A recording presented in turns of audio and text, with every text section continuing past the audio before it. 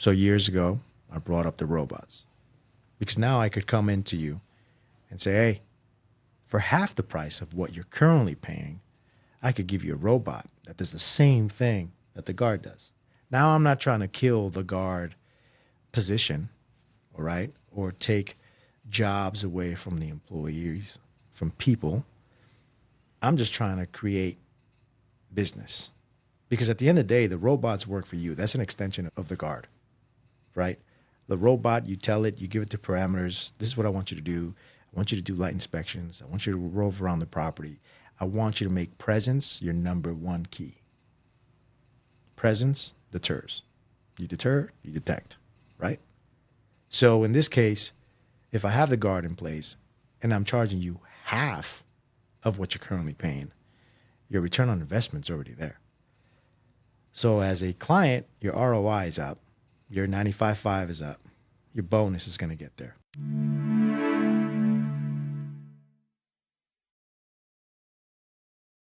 Danny, thanks for coming. It's been a while. Thanks for having us, Chris. How long have you been in this industry? Security itself? In fact, how long have we known each other? We've known each other for 16 years. Yeah, it's been 16 years. That's when, and we met through Silvertrack. Correct. When I first opened Silvertrack. Correct. So it's been a long run. Yeah, it has. And even since we started, we always talked monthly, bi-monthly basis, sometimes even more, since the very beginning. So it was definitely a partnership and a friendship at the same time. Yeah. So I want to bring people like you in. That's my goal. And first of all, let me introduce the guest here, Noam Newman, the VIP of this. Noam Newman. Noam Newman. Noam, thank you for coming here. I appreciate the invite. Thank you for having me. Yeah, Noam, give it real quick for the listeners here.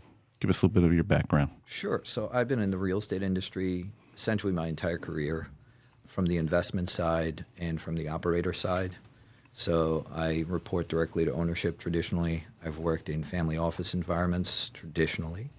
And I'm familiar with the sort of pains that go along with owning and operating real estate intimately well, which is part of what we're going to be discussing here today. That's right. Primarily the security industry, right? Now, you deal with a lot of vendors, but... I do. What do you think? Let me ask you, the most important vendor, what would you consider the most important vendor? The most important vendor is going to be your first line of defense. And your first line of defense from an operator's perspective is your boots on the ground property manager. Okay. So that's the person that's responsible for giving you, as an owner or an owner rep, which is where I would sit, the cleanest information. So when you have an issue with your property, whatever it may be, you need to resolve it. And you rely on your property manager to provide you with that issue, with that information. As long as I've been in the industry, I really never knew what an asset manager does. For the listeners, tell us the difference. Property manager, you just talked about the owner, property manager. Can you go down? Can you give us kind of like the chain of escalation for property management? Sure. So property management is more day-to-day. So if you have a multifamily complex, a tenant comes in, has an issue with whatever, let's say plumbing or a leaky toilet or things like that, a property manager is really responsible for that. An asset manager comes into play when you have multiple assets.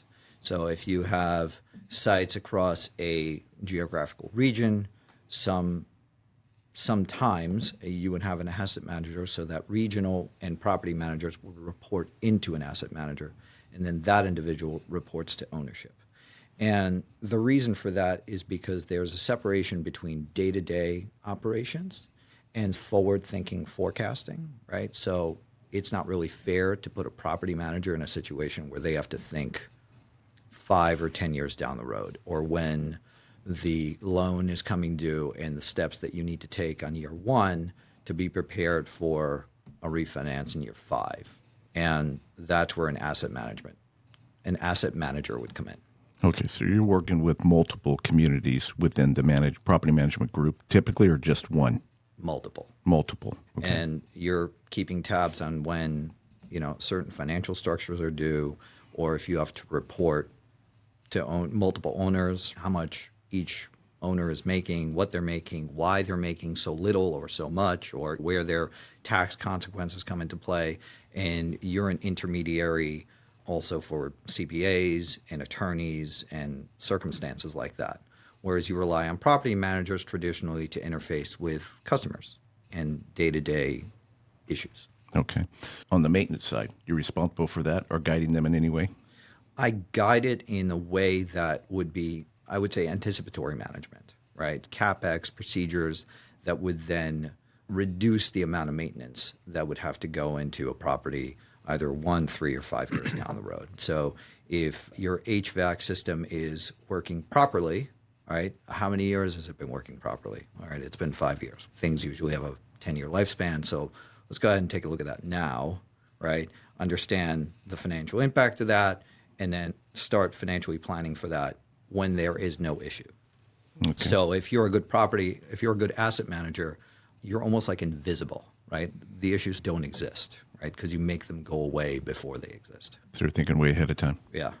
Interesting. So you having your quarterly meetings, daily meetings? How? That's up to ownership. Okay. Some owners are very hands-on. Some owners really want to be focused on every aspect of the property. Other owners are really hands-off, or they're a collection of people who purchased a bunch of stuff because they felt like it, but there's a disconnect between the responsibilities associated with what they own, whether it's an inheritance thing or they're jumping industries. So someone makes a bunch of money in tech, for example, and then they buy a bunch of warehouses. There's a certain skill set that goes along with that. Are they familiar with that? And vendors. And vendors, consultants would be a good place to start, relying on your team of experts so that it can funnel the correct information. Then you're going into your maintenance crew, your general contractors, your MEP contractors, mechanical, electrical, plumbing, your day-to-day, not the right term, but your mug, your sort of person that can address things on a day-to-day basis. And then, of course, what we're talking about today, which is security, commonly an afterthought in what we're going through. All right, Danny, you got your arm in the cast. You're going to have to tell me what happened here. All right. Tell us a good story, or do you want to tell us the truth? Either way. I'll tell you the truth. Okay. It was the day before Thanksgiving, had to move a stove, and me and a buddy tried to lift it up, put it in the back of a Jeep. In the process, I tore my bicep tendon.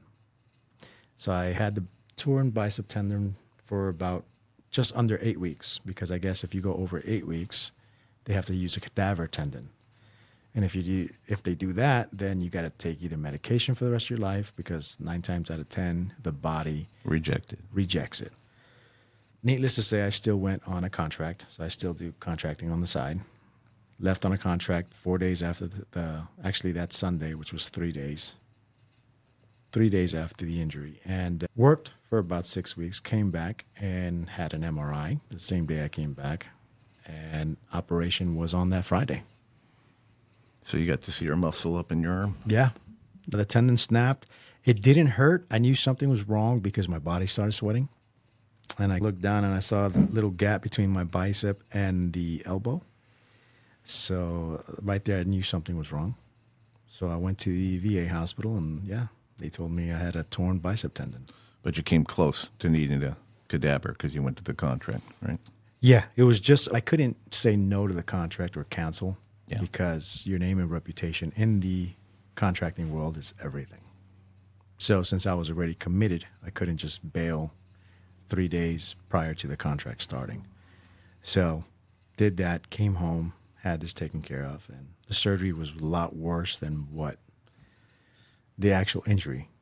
The actual injury didn't hurt. Everything was fine. This, yeah. Especially when they drill into the bone to put it back in. All right, so you got to be in that cast for how long again? Another 2.5 weeks, okay. And then from there I start physical therapy, and we start moving, I guess, however they feel, 10 degrees, 15 degrees, till I eventually have full extension of my arm. Okay. So let's go back a little bit for everybody here. I like to give introductions, so we've obviously tell me a little bit about you and how you got involved in this business, real quick. So even since high school, I was the youngest special patrolman in the state of New York. So at 19, I was the first special patrolman in New York City, which is basically a guard. But over there, they actually issue badges. So I did that, and then from there, I eventually started security, doing little things here, there, And then I joined the military. So I did 16 years, did Iraq, Afghanistan. I'm a 16-year combat veteran. And while I was moonlighting at Dave & Buster's in San Diego. And I liked it because it was fun. And we had to do a lot of cool, different little things. At the same time, we were allowed to get physical, which security's changed. It's no longer physical anymore. It's more like a concierge / customer service. So I did that. And while we were doing that, they actually told us, they're like, hey, why don't you guys start your own company? And we did. And it was three of us. So it was Jorge, Danny, and Sergio. And that is where JDS Security came about. That's the initials. That's the initials. Okay. Now it's just Danny and Sergio. And that was what year? That was in 2008. Okay. And we met, what, 2010? 2010. Oh, so just a couple of years, and then we came together with Silver Track, obviously. Yeah. We were rarely new. Maybe 2.5 years into it. Danny, we talked about Silver Track, getting Silver Track started 2010. When we started 2010, tell everybody a little bit how the reporting changed your business. Back then, from what you were doing before, I should say, I don't mean to interrupt you, but when we met, you were doing business a certain way. It was Correct. Just paper. Tell us about how you were doing business then, and then we met, a little bit about that, and then we're going to get into the vision. So what we were doing, we actually had, every patrol officer had a laptop, and the patrol officer had to basically open up 5 different Word docs, 10 different Word docs, depends on the amount of properties that he had. And as he went through this property, he had to sit there and jot down pictures and actually attach the pictures to the DARs and then write the information that he did on that round. And it took time. It was very time consuming. It took your attention away from the job, from what you were doing.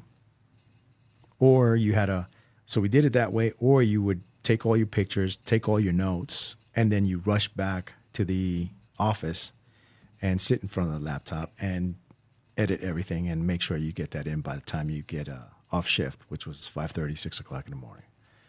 So we found out that was it. When I saw that, I knew I had to streamline something, but I didn't know what it was because I needed to find something that would make our job more easier. Now, in the military, as an operator, they teach us to operate certain things. Could be tools, equipment, or it could be a basic handgun. And the more you do it, the more faster you get at it, the better you get at it. It becomes muscle memory. But you give me the tools to do the job. And essentially, as an employer, I have to give my employee the tools so that he or she can do the job. In this case, that's when I started searching. And we talked for the first time when I reached out to Silvertrack to see what was that about. And then you and I talked about it. And then once I started doing the research and looking more into it, the more it made sense that we were changing. One, California laws, that's another thing with employees trying to sue employers all the time. So I needed to do something that would make it better. In this case, when I jumped into Silvertrack, I streamlined everything. It was real-time reporting software. So I knew where the guards were at. I knew how many rounds they did. Everything was date stamped as well as GPS stamped, which that took everything to another level because the pictures that we had, we could actually regenerate them and use them on different reports. So it's the same picture, just using different reports. This way, we couldn't do that anymore. So everything changed. So it went from doing that to being more accountable. So I capitalized on that, being accountable to my clients, and as well as my employees being accountable to me. So that in itself was huge in my company, I would say. So that is what made me to jump into Silvertrack, learn it so that I know how to use it and stand out from everybody else. That was in San Diego. Yeah. But traditionally, as everybody used it as an accountability tool. Correct. And that was the sell back then, accountability. And Noam, I want to bring you back to this conversation because that's a big issue with most vendors. There's obviously is accountability. Quality at the same time is a big word. Being able to provide some kind of documentation. So for an example, when you're doing a maintenance report, if you're going to do a maintenance report, it's got to be a quality report, right? It's got to be a quality photo. It's got to be the exact location to help the maintenance team. And if you can't do that, then you basically just need to step out of it because you're causing more of a burden with it. Correct. And this is in 2010 when I started SilverTrack. Actually, I used SilverTrack when I had my security company in 2006, and then I went to market with it in 2010. And it was actually a little bit, probably more like 2004 or 5. There was no Android. There was no mobile devices. And it was a Motorola brick that eventually went to a BlackBerry. And when you came in, was there Android, Apple? We were switching from the BlackBerry to the Android. So you're right with me there in the beginning as far as accountability. So no vendors back then. How long have you been in this business? Were you doing asset management back then in 2010? 2010, I was working at my original family office. Okay. At the time, I didn't even know it was called asset management. I just worked for a rich guy. Yeah. And he just gave me more stuff to do, and then I did a bunch of stuff, and then I realized it was an actual industry. Okay. So let's go back to vendors. We're going to get back to you. But vendors itself, what are some of the problems with vendors that you've seen? Or which would you feel would be the most important vendors on a property? Okay, so there's two sort of buckets from my perspective when it comes to vendors, right? There's the physical presence, which security clearly and naturally falls into, right? And then there's consultants. So we'll keep consultants out of the conversation for a moment. But when it comes to physical presence, right, depending on the size and scope of the property, you have your either on-site or off-site property manager. Then you have maintenance technicians, you have porters, you have cleaning crews, right, landscapers, right, and all of those sort of individuals within those respective tasks. And they all integrate with each other. They all, from the resident's perspective, they're all part of the same team. So I don't think a resident really knows or cares. Some people are more social, some people are less social. But I think that's where you're going with this when it comes to vendors. I just want to make sure I'm following along. Correct. Yeah. So that's where I would start. Okay. Yeah. And when we talked, and when I was introducing SilverTrack with you, or back in that time, was trying to be more of a partner versus that vendor. Correct. Doing things for the property, but it was way too difficult. And Noam, you'll get this, and this is where I want to take you guys, if I can, just for a little bit brief. I want to show you exactly how things have changed, where I think the direction is. And I'd love to get your perspective on it. Sure. As far as real-time reporting today and where we're going with it. Okay, I've obviously been in the industry for a long time, owned and operated SilverTrack. I sold that 2019. Everybody's trying to put together all these all-in-one solutions. But my goal is having people like you sharing honest conversation and then sharing. I want to be a partner. So I want to work with property management, commercial management. I want to take a different direction. Still support the security industry, but take a different approach to it. Yeah. Because it is a tough industry, and I don't think we have the best reputation. Would you agree? 1,000%. Yeah, it's a tough. Because the reputation is hard to maintain. And not only that, you have the competition. And I'm not trying to knock the people that are starting, but if you don't do your research when it comes to pricing and everything else before they jump into the industry, they hurt the industry even more, thinking that they want to do good and get more business. They actually lower the standard.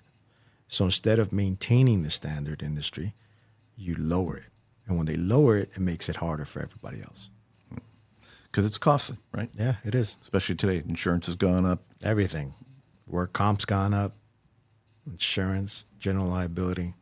Armed, forget about it. Bodily injury, that's gone up. Yeah, so it's a very tough market. Yeah. So my approach today and my thinking is that all the guards come from the same gene pool. I'm not trying to badmouth the industry and people. I can say it because I've owned it. It was very difficult to get that perfect employee.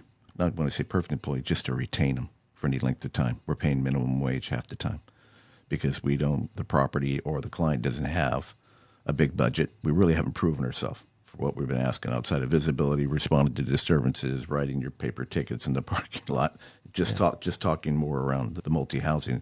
It's very, I don't know, just being dependable, being reliable. And that's where I think the accountability came in. Everybody goes, oh, I can show you where my guards are, GPS. It was not even providing the effort. It's just this, I can prove to you that we're going to come on property and try to do the job. That was a huge sell. That was a huge sell. Yeah. Okay. So today with AI and the background, the experience that I had in the industry, working with some of the technology partners and the other two partners that are involved in this business, we put together the solution. I'd like to show it to you just for a minute here, and then I'd love to get your perspective, Noam, on this as an asset manager. So this particular property here let's just take this commercial for right now, then we'll get into the residential. I have this set up a little bit better. That's why I want to go here. So as we go through it, this particular owner here has his own issues and concerns. When he walks a property, this is something he does each day or minimum each week. And these are office inspections from his high-dollar clients that pay pretty good rent here. He's got some attorneys and financial advisors that are on property. Design studios, he's got his his leasing offices, he's got his mailbox locations, building interior, which is super important, lighting, landscaping, restroom facilities.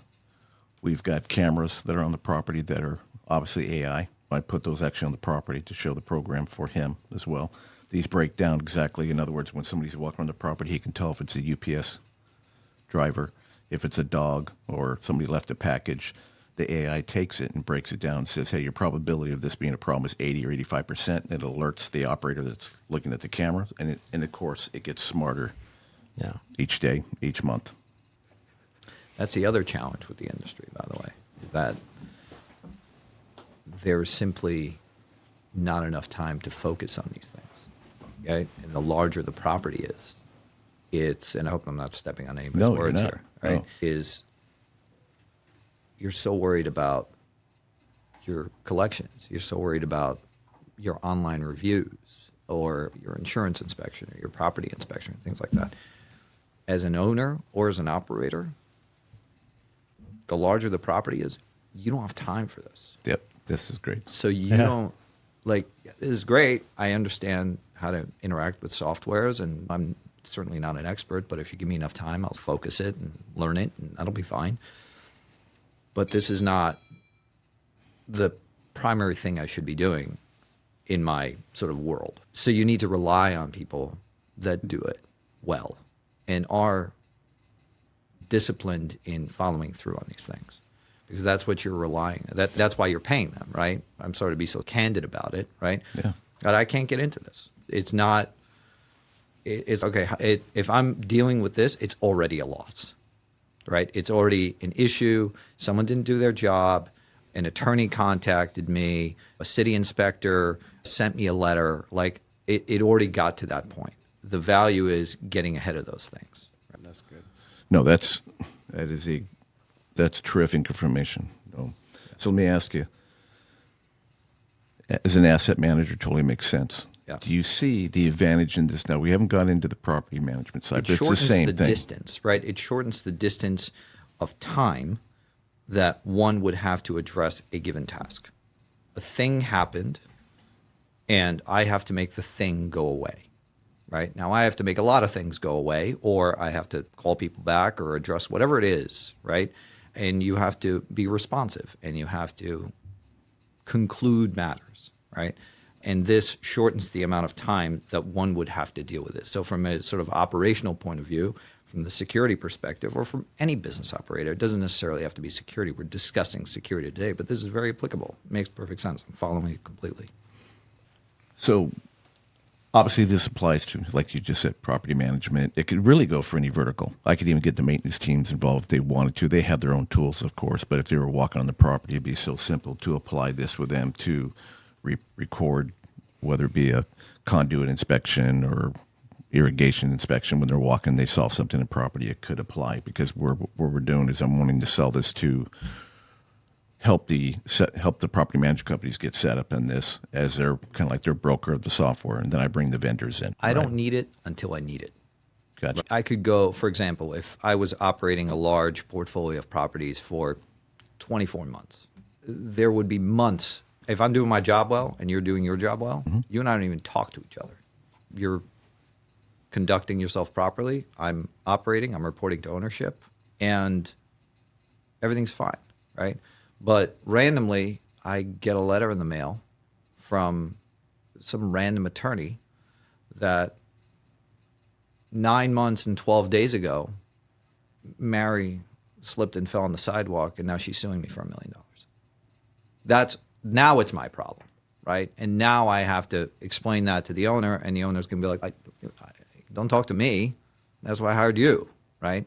And now I'm relying on you. And now it pays dividends, right? Because now I have to call you and say, give me the footage on this day, what happened, and you're able to geotag it, right? And now I don't have to start hunting for information.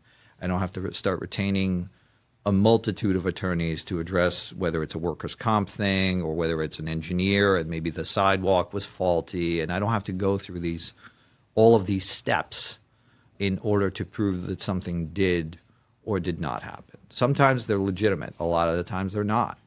And especially if you're protecting the owner, then you need to operate with that mindset, right? It's like you're protecting the property, you're operating with that mindset. So I don't need it until I need it. Tell me some of the major issues you've come across or heard of, if any, in dealing with a security company. Maybe they failed to report correctly, or this is a great concept. I'd love to be able to do this, but Right. as you can see, it'd be very hard for me to teach this to the security industry because it would probably put you in a liability if they didn't do it correctly. Because the problem with the reporting today I see is they do a good job, and then they do a bad job, and then the reports are poor. And then when the property manager is looking at the reports, she doesn't have time to go through a bunch of garbage. But there's that one thing in there that wasn't labeled correctly, wasn't done correctly, and you miss it, and then it turns into a problem. And then it's exactly what you just said. You're getting a lawsuit, and I have them to come back and say, hey, I need to report for this. And then they're calling me when I used to own Silverton. Say, hey, can you help me? Can you go back and such? And then we're going through all these reports. So with this Vision InSight concept was to be able to streamline that, help you with the build so it's done correctly and set up correctly from the beginning. But it was very hard to do that when you're constantly switching vendors and data, especially when they don't understand the vertical. They're not a multi-housing expert. They're taking any contract they possibly can take. So nobody really gets good at one thing. I love talking to you. It's incredible. I'm learning something from you right now. No, it's incredible as an asset manager. Yeah. And you're right. So that's what I want to do. I want to learn, and that's what I have here. I want to show the industry how they can go out and be a partner with the owner, the asset manager, property manager. Now, we can't overdo it because we can't expect the C players to do all this particular work, but I feel that we have it broken down enough to where they can be better than the way they're doing it now. And the information belongs to the property manager. And as a professional on my end, being real-time reporting, security, parking management, incident management, maintenance, if I can put that data together for you and you own it and we bring the vendors in, is that encouraging to hear? It is encouraging, right? Because this is going to be a bad example, but I'll use it because it's the way I think. QuickBooks.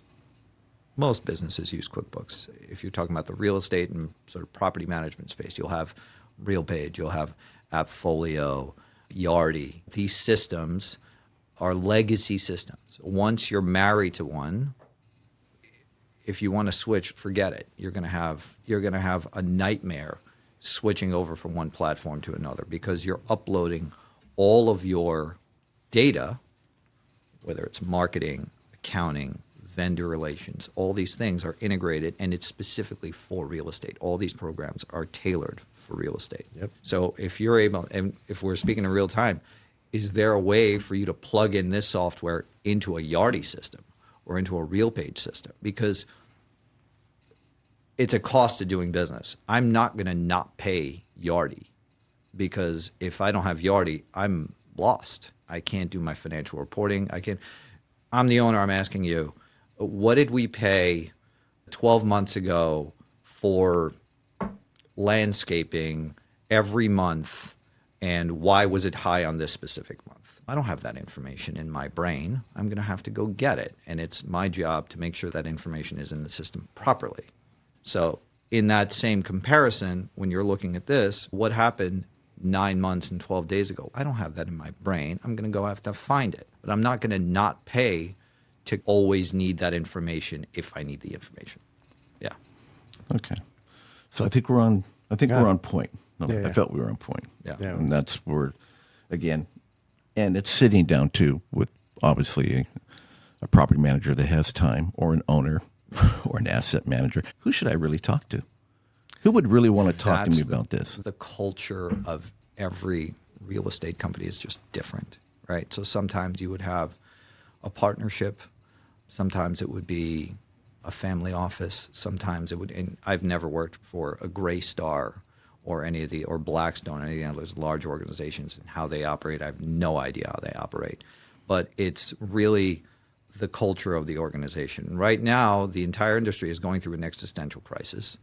Interest rates are high, insurance rates are high, costs are high. Real estate today, especially commercial real estate, doesn't pencil at all. So now you're going into a real estate office and be like, you need security and I need to provide it to you. They're not thinking about it, right? They're thinking about how they're going to pay for their insurance rate that's going to go up 38% next year. Or if they secured a commercial loan in 2015 at 4.5%, and now it's ballooning at 2025 at 9%, right? So I think the business environment is generally difficult right now, but you're certainly onto something, and I would just keep at it because eventually the real estate environment will change. So security vendors today, for an example, that want to get involved with a property management, commercial management, they're looking to get security contracts, what would be their best approach? Without being annoying, okay, being truthful, what would be their best approach? What would you recommend? Yeah, what would you recommend? Speak to your property manager, speak to your regional property manager, because they're the ones who are going to be dealing with the vendors on a day-to-day basis most of all, or most of the time, I should say, and make a solid attempt to integrate into the staff. So take a larger property, for example, because it's a better example. You're hiring a lot of people to doing a lot of different things. So try to figure out a way to embed the security company into the culture of that organization. So when you're consumer facing, you can't tell the difference between a security individual or a staff member that's not a security person.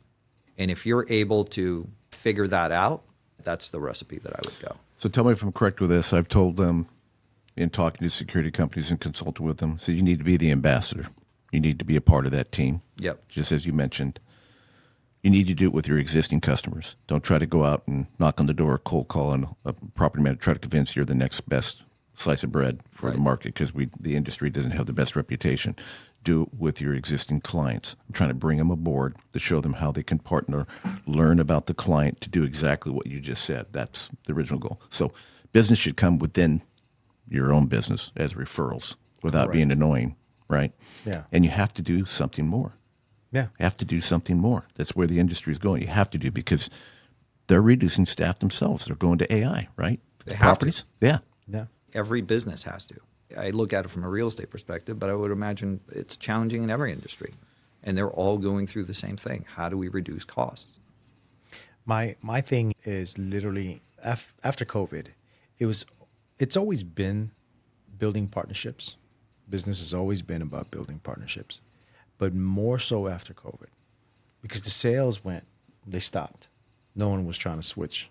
No one was trying to do anything. Yeah. So it went from sales to straight retention. And from retention, it went to let's build a bigger partnership.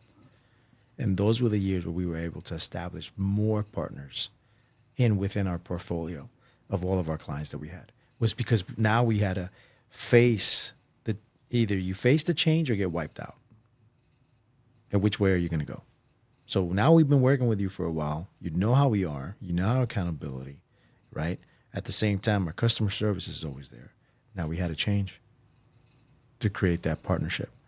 And moving forward, I think that's a key point for any security provider is to be able to establish the partnerships with the clients. But it is going to be hard coming in. Straight up, it's going to be hard coming in. Hey, I'm a new provider. I want to be your partner. Right. I want to build this partnership. You don't know me from a hole in the wall. You don't know my reputation. And let's be real. Our Yelp reputations and our Googles and all that stuff is not going to be good. But the one thing I can tell you is this. Not one of them are my clients. My clients are not writing that. The residents are writing that. And who are we, the residents? We're the enforcers. So are we going to be looked upon nice in a nice way? No, we're not.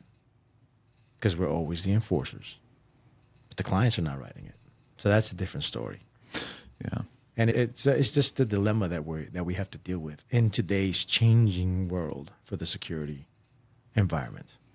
I've always said, everybody always worries about SEO. Like you said, they're worried about their reviews and stuff. But no, when you were looking, or when you heard managers that are going to go look for a vendor, or if you've ever been involved in looking for a vendor, did you actually go online, or did you just call somebody you knew in the industry, a sister property, and say who's the flavor of the month, who's working out for you? Do you really go online and do all your homework with? You're going to probably go take a look. You have to do a certain amount of due diligence on every vendor. Our business relationship was somewhat circumstantial, so I don't think it's a good example for the forum. You go out into the marketplace, say this is the scope of work, how much does it cost? And you source 3-4 vendors and you price them out, right? That's sort of standard procedures, right? Whenever you're trying to consume a service, right? What do you get for it? How much does it cost, right? So you start there, right? And then after that, you try to assess the personality of the individual, right? Because you want to make sure that they understand that they're interacting with the consumer, right? And that's not always great, right? Customer service is a hard business. It just is, right? It's somewhat of a thankless business, right? Because you're never getting a thank you, right? You're always getting a complaint, right? Or when you're interacting with a security guard, and maybe that's not the right term anymore, but let's just use it, right? If you're interacting with a security guard and you're having an unpleasant experience, something already happened and you're already having a bad day, and it has nothing to do with the security guard. Yep. But that is the person who's getting the brunt of the impact. And that just sucks. But that's the sort of name of the game, right? Who would be your perfect vendor as far as a security officer or security company? What would you, if you ever had one, what did... That's not an easy question. I actually don't think I would even be able to answer that, because I've had multifamily properties, I've had industrial properties, I've developed properties, I've interacted with cities and infrastructure and things like that. It's just different, right? I understand that AI is today and it's here to stay and it's part of business, but human interaction is what's going to drive the perfect vendor for the perfect property. Sure. It's not one size fit all. Right. Yeah. But incorporating the tools. Yeah. It has to, especially in multi-housing. If you got a 400 unit community, you've got all these eyes looking at you. So important for the staff.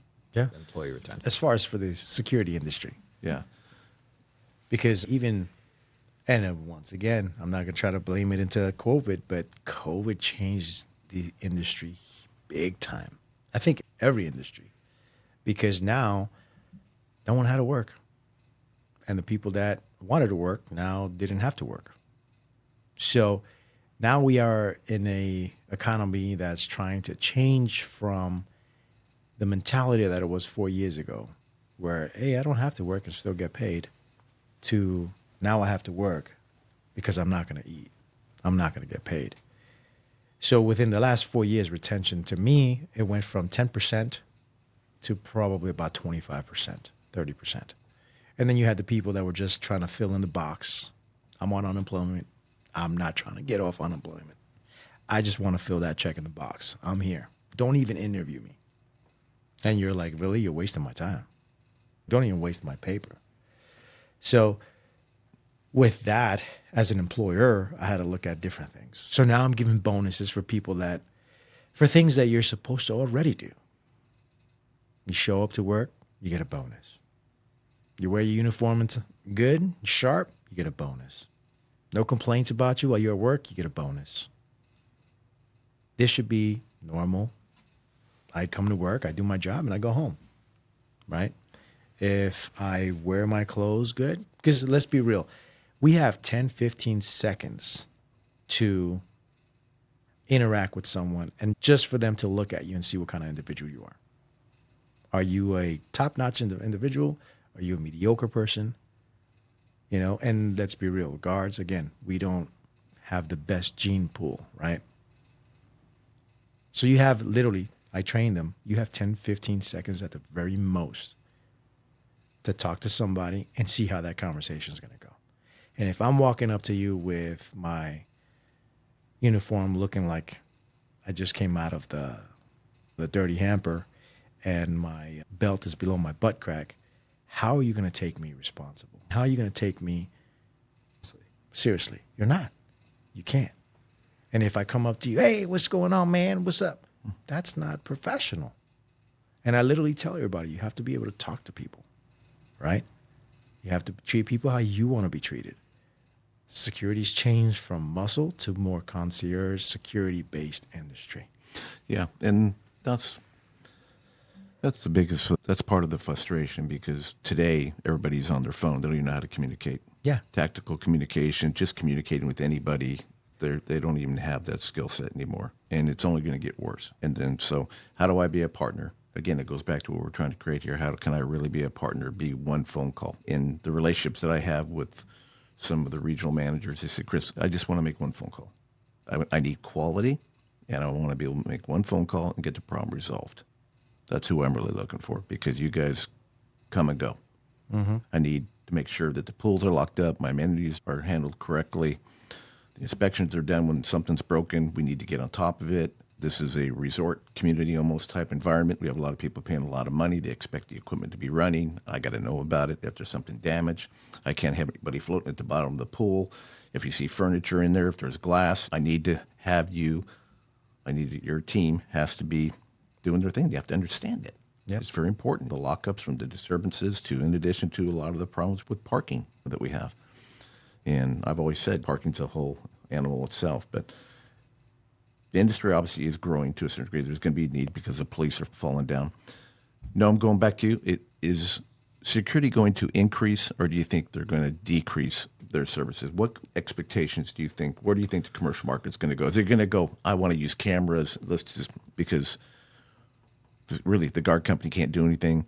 Do they want a partnership and maybe doing more reporting, or they just want visibility? Where do you think it may go? So I think there's going to be a disparity between Class A properties and B and C are going to fall by the wayside, right? Because they simply can't afford you, right? You have to tailor to your market, right? If you're going after a Class A office building in New York City, right, and that's what you want to offer security services for that company. First of all, those are sort of high-level relationships, but forget about that, right? Then that's your niche. You're also not going to, in my opinion, if I was in your industry, I wouldn't be going after B and C properties as well, unless it's the same owner and they're cross-subsidizing.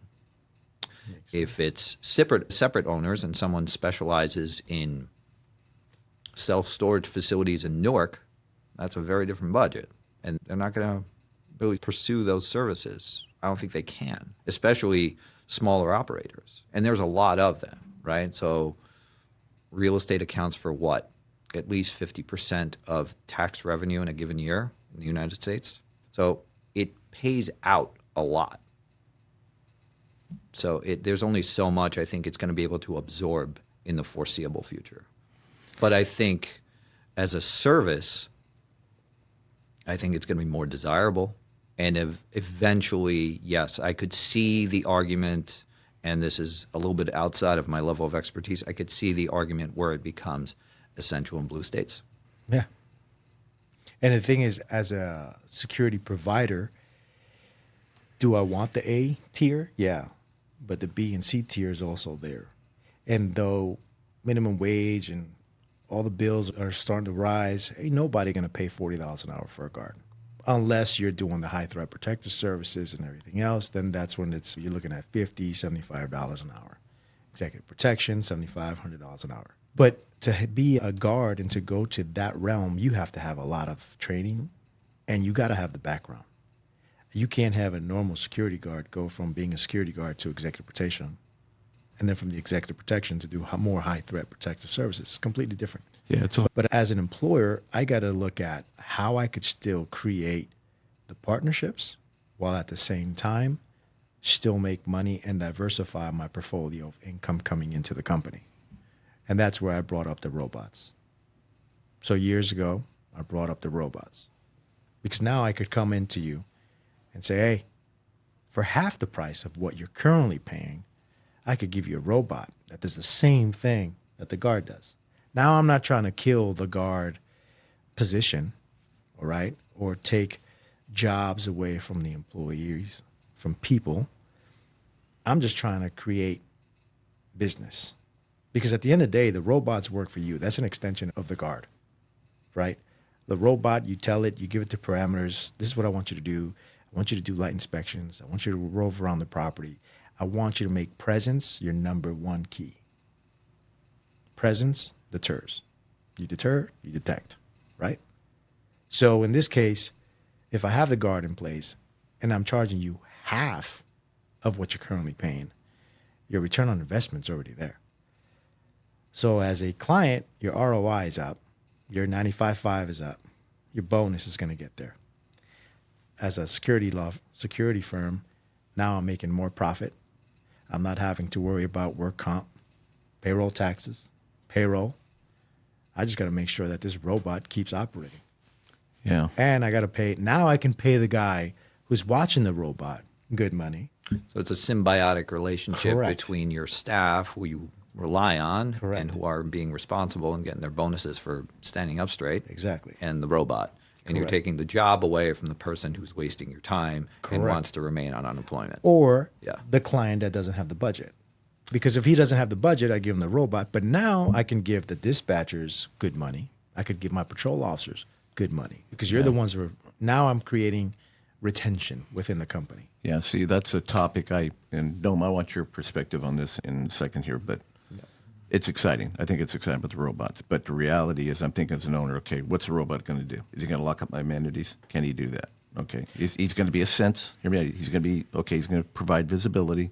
All right. Are people going to feel secure about that, or am I going to hear? And I'm just being real because we're bouncing this off. Yeah.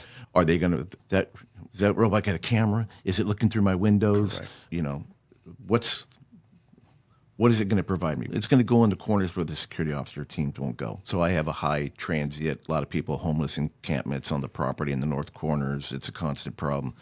Okay, the robot goes around there with the infrared camera or with the cameras that are on the property and it reports it. Okay, we got a problem. But who's going to respond to it?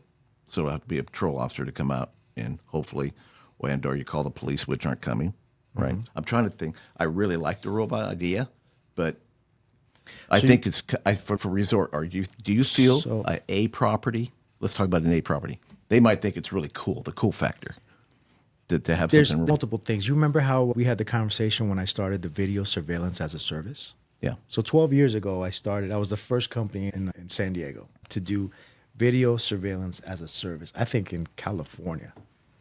Again, security is evolving, it's changing. So now the robot is where the cameras were 12 years ago. To put cameras on a property back then, it was unheard of. People didn't want to do it. I got my privacy. It's going to be looking through my window. If I'm doing something, I don't want that. I don't want cameras on my property. So we were putting the cameras on our budget. We would buy good cameras so we didn't have to spend money on replacing equipment. I would sign them up. I would install the cameras, and then I would monitor them. And then I found out I need to have something else. So it has to be a package. I can't just have cameras without having the patrol officers for locking up your amenities, doing just normal light inspections, or just driving around the community. As I came up with the combination of service, that slowly evolved to video surveillance as a service, which now everybody has cameras on property. Everybody has now AI behind the cameras that's watching, that's doing, even if you leave a package outside, it's going to tell you, hey, there's a package. So now the cameras have evolved to, it's become essential to put in a high-rise property or anything like that because you rely on these cameras now. I think the robots are where the cameras were 12 years ago. So again, he's not going to take the job of the individual. He's going to enhance the security infrastructure of that property. I like the robots in the perspective, there's few people on property, we're going to eliminate one possibly. Yeah. But no, I want your perspective on the robots. I just don't think we're there yet. I hate we're to not. talk that way. We're slowly getting there. Yeah. We're slowly getting there. We have to educate because the first pushback you get is, hey, are you for letting go of people? No, I'm not. I'm actually paying people more because of that. Secondly, the robot's giving me the presence and it's gathering the information. Prime example, in the military, what do they use? Robots. Yeah, I'm going to fly a drone. I'm going to fly it over this camp to let me know how many tangos I have in that camp. What else do they have? What kind of artillery? What am I looking into? What am I getting myself into? Yeah. So then when you have your information, Now you can make a plan to attack that. It's the same exact thing. Yeah. With the robot, you're giving it its vulnerability assessment, and in the robot itself is maintaining the vulnerability assessment and the flaws within the vulnerability assessment that you find. Okay, but you just said it, Tango. All right, military is going to get the information right now and react. Correct. Immediately, because it's a fire situation. Correct. Okay. With security guard, robot sees it. What does he see? How important is it? As far as, is it critical? Does it need to be fixed? Now, a light in South 40 in the North but parking lot that's where you versus do one that in the main entrance is completely different. That's correct. That needs to But be that's fixed. where you have the standard operating procedure. Just remember, Silvertrack, fire, flood, or blood, category 1, right? Yeah. Same exact thing. Life, as a standard operating procedure for security, fire, flood, or blood, that's number 1. Yeah. Everything else, it's literally on a query. But that's the way we think. Yeah. We, as owners, we care about the client. The guards and the people we have to hire don't. They're just there for a job, and we're trying to retrain them. And that's the thing with the tool that I'm trying to use today. I'm trying to make it very simple. The bean counters that are sitting there, and tell me if I'm wrong, Noam, here. I keep going back and forth. But the bean counters, what is the value of the robot? Outside of peace of mind, the cool factor is going to go away. What value? I'm going to pay so much money. What does that do for us, really? I think that there is an inevitability to it. So I do understand it from Danny's perspective. I think eventually it'll be part of a thing, right? From my seat, I'm not going to pay more for it. I'm not going to, unless there is a very specific set of circumstances or criteria, right? And I've never managed a data center or a high-tech facility or anything like that, but it's entirely possible that the culture and sort of ambiance of that type of environment would lend itself to a robot environment. Consumer-facing, I think we're on our way. I don't think we're there yet. I personally don't see the premium in it, but I think that it will become a thing. It'll become part of life. Yeah. I think this was a couple of years ago, was in New York.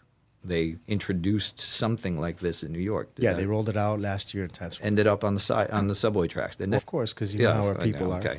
So they threw it over. That sort of manages your expectations on where you would end up in a large multifamily complex, right? So if you have, 1,600 units is what we have right now, or I'm not involved anymore, but 1,600 units, that's 2,500 people, and a robot.